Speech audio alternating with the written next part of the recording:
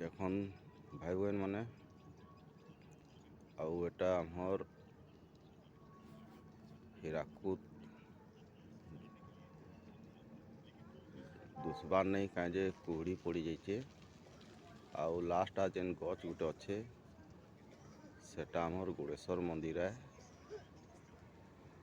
ଆଉ ସବୁଥିରୁ ମେନ୍ କଥା କହମି ଭାଇ বোন ମାନେ ଆମେ ସମ୍ବଲପୁରରେ ରହିକରି ପହଲା କାହାକେ ଡାକମା ଯେ ମା ସମଲେଶ୍ୱରୀ ଆଉ ଭାଇ বোন ମାନେ ତମେ ବି ଡାକ ଯେ ମା ସମଲେଶ୍ୱରୀ। ଆଉ ଏଟା ଦେଖିପାରୁଥିବେ ଯେନ୍ଟା କି ନଦୀ ଆର ଫାଲ ଯେନ୍ ଦିଶୁଛେ ଯେନ୍ କଲା କଲା ଦିଶୁଛେ ସେଟା ପାନିର ଧାର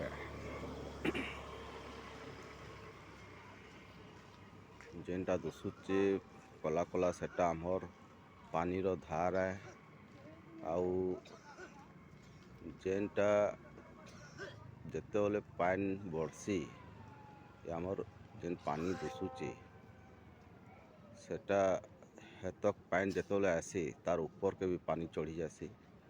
ତମେ ମାନେ ବି ଦେଖିଥିବେ ଆସିଥିବେ ବୁଲି ବୁଲା ଆଉ ଏନର୍ ଲୋକ ବୋଲେ ଏନ ତ ଆଉର ବଢ଼ିଆ ଜାଣିଥିବେ।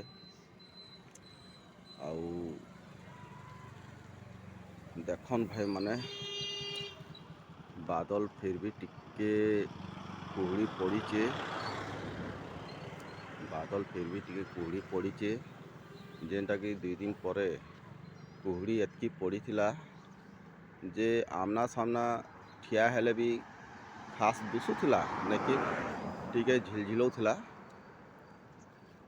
ଛାଡ଼ ଭାଇ ମାନେ ଇଟା ଆମର୍ ରିଙ୍ଗ ରୋଡ଼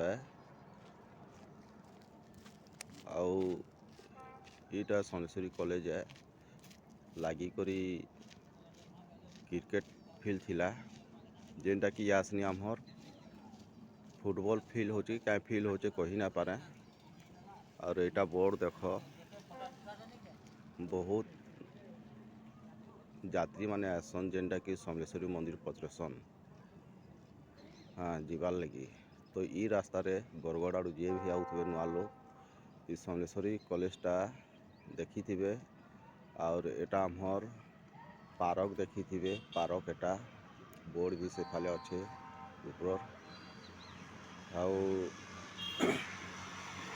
लेफ्ट साइड नहीं जाइए राइट साइड जीवे। और एटा हमर पूरा पार्क है जेनटा कि छुआ माने भी खेलसन सकालू जॉगिंग फॉगिंग भी जासन।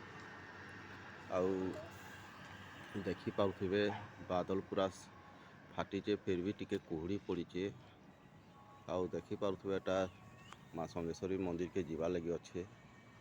आपण माने जेते पारुचन ये वीडियो के शेयर करन लाइक करन और सब्सक्राइब करन जेते पारुचन। और नुआ नुआ वीडियो मुई तमर लगे आनमी भल भल वीडियो आनमी जेनटा कि आपण माने देखी करी खुशी भी हेबे सब्सक्राइब भी करबे लाइक भी करबे। आ बेसी आपण को वीडियो मुई छाड़बार चेष्टा करमी। आउ देखन एटा समलेश्वरी कॉलेज जे भी आसबे याडू ही बरगढ़ आड़ू जे भी आसबे एटा मोर खंबा है।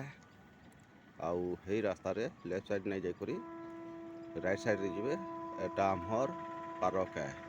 ये पार्क रू राइट साइड रे पूरा पलि जीवे इनु हाफ किलोमीटर हवा हाफ किलोमीटर भी कम हवा लेकिन आपन को